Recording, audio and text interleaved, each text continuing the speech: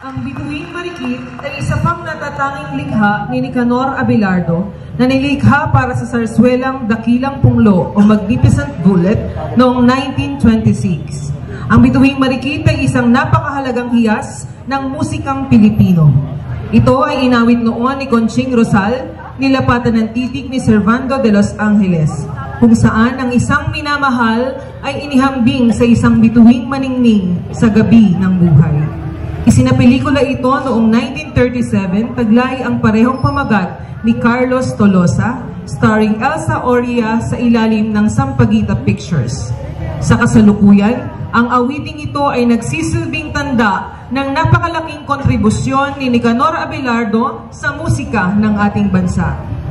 At nagpapaalala sa walang katumbas na tema ng pag-ibig at pagtatangi sa ating nakalipas.